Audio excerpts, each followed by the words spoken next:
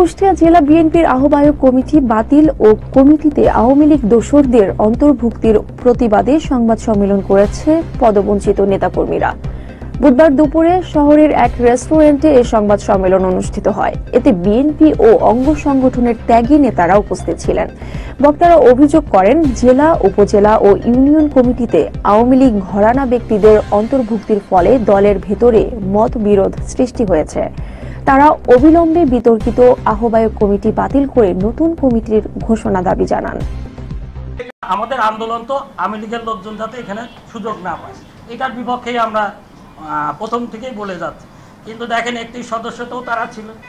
পরবর্তীতে এই যে থানা কমিটিগুলো হলো, আমরা লিখিতভাবে দিছি, কিন্তু কোথায় কোন আওয়ামী লীগের লোকজন আসতেছে সবগুলো আমরা দিছি, কিন্তু তাদের কোনো পরিবর্তন নাই। দিছে এখন রিসেন্ট যে সার্চ কমিটিটা দিছে, এই যে ভাইরা বলছে, এই যে 4টা ইউনিয়নে 5 জন না 6 জন, 6 জনই আওয়ামী লীগের লোকজন আছে।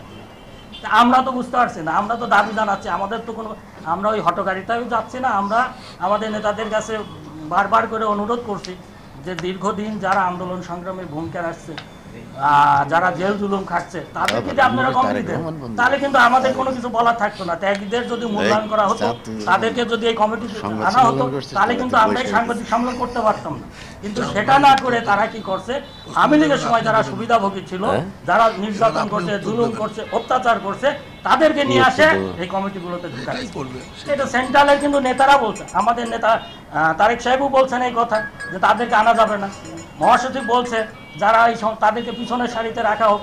কিন্তু এদের শক্তির উৎসটা কোথায়, এটাই আমাদের আপনাদের কাছে জানার ব্যাপার আছে, যে আপনারাও একটু তাদেরকে প্রশ্ন করেন। যেহেতু আমরা তো এই অভিযোগগুলো আপনাদের কাছে করছি, বলেন যে তাহলে আমরা তো স্পেসিফিকভাবে দেখাই দিছি, আওয়ামী লীগের সাথে ছবি আছে, সব আছে, সেইগুলো আপনারা একটু প্রশ্ন করেন যে তারা কেন এগুলো আনছে। তো এখন আমাদের দাবি একটা, আপনারা প্রশ্ন করছেন যে আন্দোলন কতদূর চলতে পারে। ইনশাল্লাহ আমরা যতদিন পর্যন্ত এইটার পরিবর্তন না আসবে, ততদিন পর্যন্ত আমরা এই আন্দোলন চালাই যাব। বলতে আমার দ্বিধা নাই। আমি যদি পাশের ইউনিয়নটা যাই, চাপড়া ইউনিয়ন, এই চাপড়া ইউনিয়নের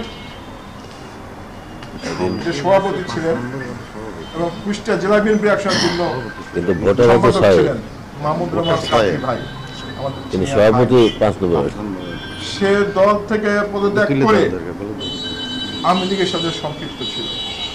তাকে থানা কমিটির সদস্য করা হয়েছে। আপনি যদি ওই বাগুলা ইউনিয়নের দিকে তাকায়, যে 7 জনের সার্চ কমিটি করা হয়েছে, আলো সক্রিয় একজন হচ্ছে জাসদ কর্মী, হিরণ, যে আওয়ামী লীগ করে, তাকে সার্চ কমিটির সদস্য সচিব করা হয়েছে। এইভাবে অসংখ্য, কারণ প্রতিটা ইউনিয়নে বিএনপি 1000 কর্মী আছে, সেখান থেকে 7 জন লোক বিএনপি খুঁজে পাওয়া যায় নাই। যে আওয়ামী লীগকে আনতে হয়েছে, কারণ কি?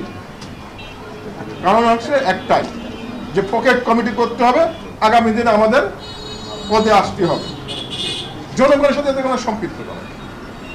আজকে বিএনপিকে শক্তিশালী করার জন্য যে কমিটি দেওয়া হয়েছে, জেলা কমিটি, সেই কমিটি শক্তিশালী দলকে শক্তিশালী না করে আরো দুর্বল করছে।